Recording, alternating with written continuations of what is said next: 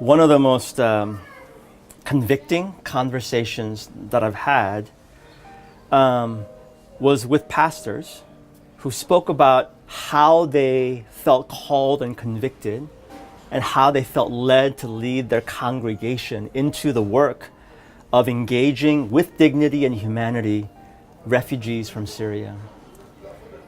And oftentimes, and I think this is really important for me to share this as well, because I don't want to mislead people. I don't want to mislead pastors that might be watching this and saying, it's going to be really easy. Everyone's going to agree with you. You'll never get any emails or whatever it might be. But I think there's a few things that come to mind. One is obedience. And for us as pastors, leaders, Christians, believers, we're called not to be glamorous, not to be relevant, not to be ginormous, but ultimately our call is to be faithful and to be obedient. So as we as pastors and churches, as we're praying for our congregation, we have to pray, Jesus, how would you desire for us to lead our congregation in their discipleship, in their growth, in their depth? So going back to the story of this Lebanese pastor, as he prayed, he felt deeply convicted to move his congregation, not physically, but to lead his congregation to engage the refugee crisis. The problem is there's incredible conflict historically between Lebanese and Syrians.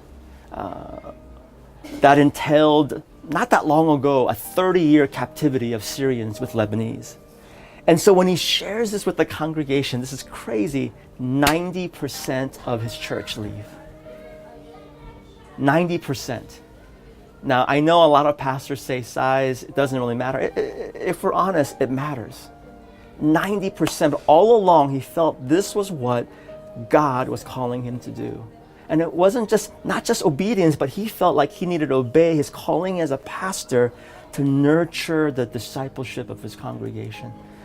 So I'm sure there were lots of bumps and bruises along the way, but not only did they make up that 90%, but they were overwhelmed by the number of refugees that began to join the church. Why?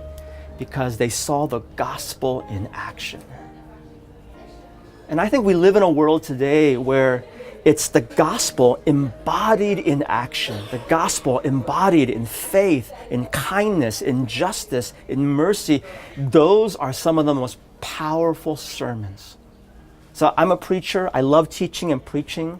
And I know it has its place in the church, in leadership, but there's also something so compelling in a cynical world when we see the good news being embodied in tangible form.